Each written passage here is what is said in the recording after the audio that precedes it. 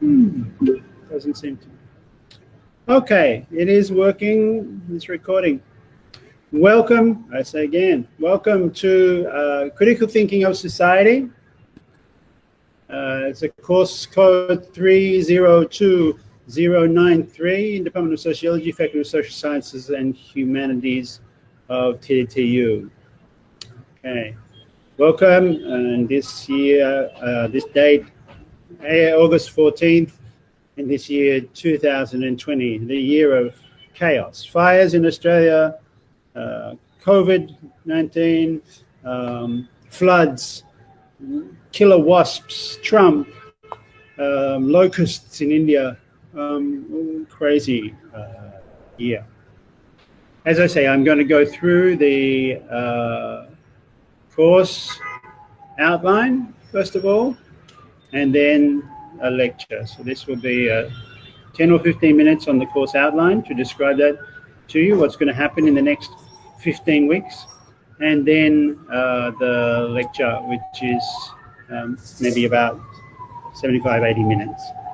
90 or a bit more minutes in total. Okay? If at any point anyone has any trouble, please sing out. Turn on your microphone and say, John, help. And we'll sort that out. Okay? Welcome. So, let me change the slide then.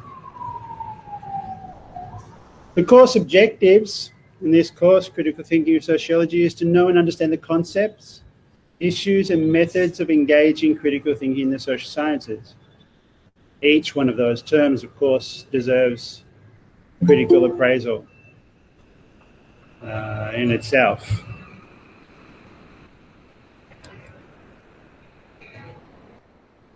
Okay, someone wanted to join the meeting, but they didn't stay around. Okay. Critical thinking. What is critical? Does it mean just ripping shreds off someone, or is it a systematic thing? Is it like in other disciplines, anthropology, sociology, is it a discipline in itself, or is it something that belongs to all other disciplines, which I would favor? What it entails, we'll think about during the course. I'm particularly interested in thinking about the context, the institutional position and perspectives that people bring to critical thinking in the social sciences. Objective number 2, to be able to apply critical thinking methods and activities such as reading, writing, arguing, lecturing, and sociological issues.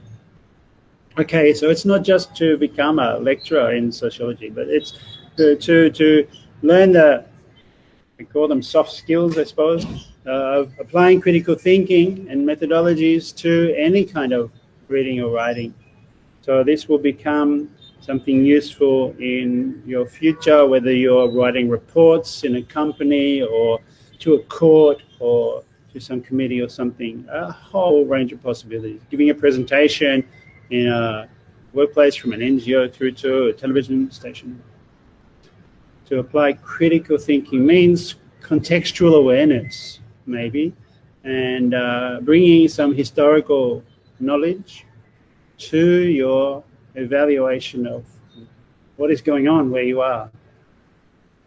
Which is number 3, really, to reflect critically on your own position and others, and to do so within the institutions.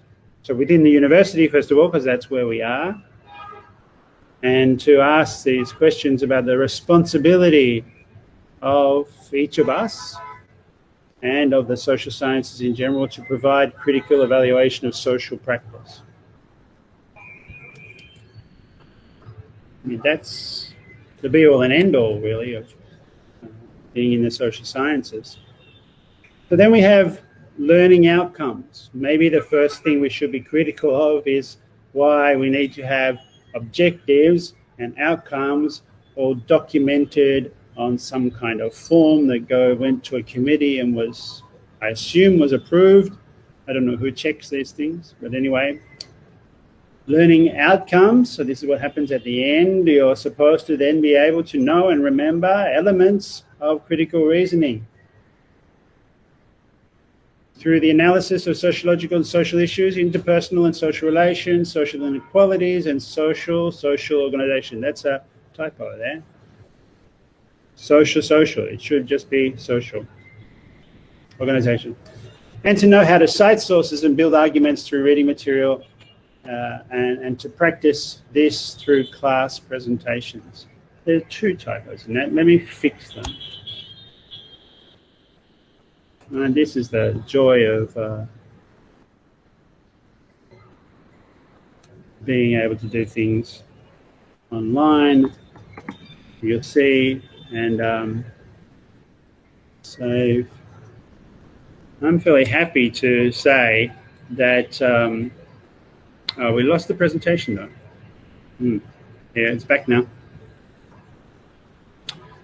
Happy to show that this is a work in progress, right? I'm still in the process of putting this together. Learning outcome, and to practice this through class presentations. Now, because we're online for the first few weeks, the class presentations will be put on hold. We'll work out how to do them when we meet, okay, in, I hope, 2 weeks' time. If we don't, I'll think of some other format, but I'm expecting, I hope we're all expecting and hoping and confident that we'll be back in person before the end of August. Let's see. So instead of presentations at present, we're just going to stick to how things are standard in my courses, which is that we'll do a review of the reading each week. But we'll talk about that a bit further down the track. Let's go back to the course learning outcomes. See number 2. So at the end, hopefully you will be able to deploy an analysis that utilizes critical sociological theory. Show how elements of a critical debate built up through reading materials and class presentations can convince audiences with arguments and advanced social knowledge, right, or reviewed by your peers. Okay. Course learning outcome 3 of 4, to review and evaluate competing statements, evidence in sociological articles. To assess the strengths and weaknesses of sociological works, right? This is to evaluate sociology, right? To be able to look at sociological texts and say, well, this one is good and solid and recommended, and this one is flawed and flimsy, right? We're using the principles of logical reasoning and working through reading materials in various ways, various methods, and learn through exchange with each other in class presentations and feedback and justification to be able to assess the strengths and weaknesses of sociological works, and in fact any works, philosophy, anthropology, any kind of text really is up for critical evaluation. And learning outcome 4 of 4, to apply sociological knowledge to distinguish between scientific and non-scientific sources of evidence, to differentiate persuasive and performative argument practices and learn methods through reading materials to build class presentations, participate in criticism, and have a no-tolerance attitude to plagiarism and other self-destructive bad habits in scholarship. You'll know by now that plagiarism is a thing for me. I think it's really important for the university as a whole that we recognize the labor of others and don't get a reputation for not doing our own work. Okay, so all work in this course needs to be your own work. If you're doing cut and paste, you know you're going wrong. But here, differentiate persuasive and performative argument. I spend a lot of time on thinking about how people make an argument, by examining how people make arguments in some of the texts we'll study, but also how they deploy critique, critical thinking. Okay, so they're the outcomes. The course content, well, it's everything really. I mean, critical thinking surely has to be applicable to every single course. But the social sciences and humanities, our faculty and its area, we have a role across the university. You know, we do courses for every student at the university, the philosophy, politics courses, Marx, Lenin, Ho Chi Minh thought, right? But in general, the social sciences and humanities have a role across the university and across society. It's crucially important as regards a critical capacity of our societies. And this is for staff, students, and everyone else in the university. And I want to talk a lot during this course about other people in the university whose labour contributes to critical thinking, even if they are not the active one in the moment of a presentation or even in the room necessarily. You think about how much work, how much labour by how many different people makes it possible even just to have the conversation we're having right now. We won't go through that right now, but we will at some point during this course think as carefully as we can about all the forms of labour that make it possible to go on at all, and how we should acknowledge that. Well, the question of whether we should acknowledge it, that's the question of plagiarism, I suppose. Do we have a duty? It's an ethical question, maybe.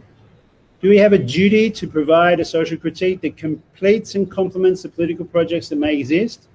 Without ethical and moral knowledge, practices, research ethics, plagiarism rules, perspectives on the use of knowledge, its storage, archiving, its redeployment in other fields. I mean, without the orders of all of those different things where we've had long discussions in the social sciences and humanities about how they work, without them, it's a free-for-all. And you can get, without them, you end up with fake news and Trump, and you can lie to everyone and still get to be president of the United States. Chaos. Okay, so what are these structures? Ethics committees, plagiarism rules, the institution of all of its habits and practices, and the mechanics of it, storage, archiving, interface, formats, the lecture format, all of these things, where do they come from? And they have a history, we can think critically about them as well. So this course really is a reflection on our institutional context. That's one part of it. That's really key. Education for me cannot be pre-canned rote learning or form-filling, a target pursuit, tick off these outcomes and objectives. If it limits creative critique, spontaneity, and the possibility of imagination, of wild thought. So here are the course lecture topics. There are 15, but I've put them into 10 categories. Asking the right questions, reason and arguments, embodied knowledge, critical reading, evaluating assumptions, evaluating evidence, the writing process, sources of knowledge 1 and 2, quantitative versus qualitative, and review. And within that, there will be 5 sessions where we will just spend time reading critical texts, line by line, very carefully. So I didn't put them down as lecture topics, but they are part of the course as well. I haven't worked out how that will happen if we have to do it online, but it's later down the path. I'm sure we can do that online. There's no reason what is done in a lecture theatre can't happen online as well. The only difference is, unless I go and change the layout, I'm going to change the layout to see,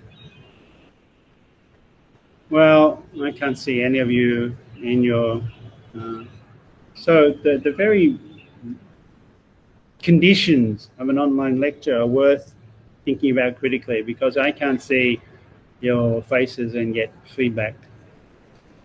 That kind of interpersonal communication that is done face-to-face. It's very different. I'm not saying worse or better. Very different when it's online. I mean, in some ways, it could have advantages to do it online. What they are, we could discuss. The key reading for this course is Stefano Hani and Fred Moden's book, The Undercommons. Very difficult book, I'm sorry. But, you know, we're in a university, we have to do difficult texts. That's the point of higher learning and critical thinking, but a very fantastic book nonetheless. And Stefano Hani is now a TDTU staff member, not actually on campus, but a research fellow of our research group. And hopefully he will come to the campus next semester, if the airport's open, right? The other readings are Thorsten Veblen, The Higher Learning in America. Is an American a scholar, was in Chicago and then California, writing about 100 years ago, 102 years ago. Well, actually 110 years ago, because the book took 112 years ago. The book took 10 years to get into print. It was so controversial then. Not so controversial now, but very interesting and I think accurate. And another text is Gayatri Chakraborty Spivak's Can the Subaltern Speak? And if you haven't read that text already, it really is an important and crucial one for sociology, and difficult, but nonetheless. Okay. So we're in a break, in between slides now. So I'm going to, actually what I've really got to do is sort out this PowerPoint situation. Hang on one sec, how to change this. Look, I'm going to leave this slide here for a minute or two while I just get something. I'll be back in a second. Please read this one carefully as you are joining this course. This is a really densely packed paragraph, but I want to really embed it, and I'll be back in a sec.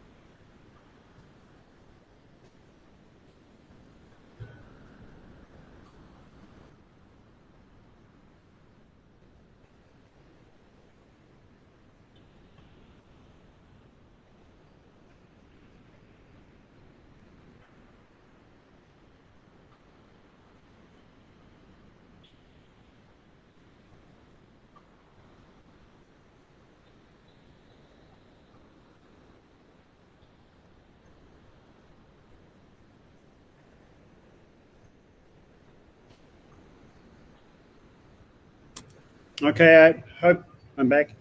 I hope you didn't hear that. I was telling my children to be quiet and not to use the internet while I'm trying to do this. Another problem with all of us being online, right, is other people in our households need to use the Wi-Fi, and it slows things down. Anyway, they're quiet now. So I'm going to change the PowerPoint to the lecture.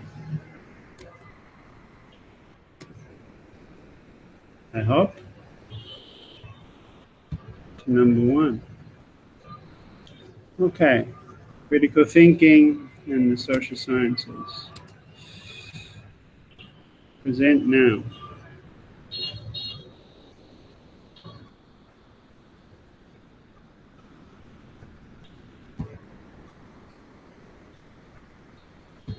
Why does it take so many clicks? You should be able to do this in one click when you want to present. All right. Anyway, I am now presenting you the. Is it working? Okay. If anyone can't see both me and the PowerPoint slide, which has a cup of coffee, which is a still from a Jean-Luc Godard film. You sing out. If you can't see it, please say.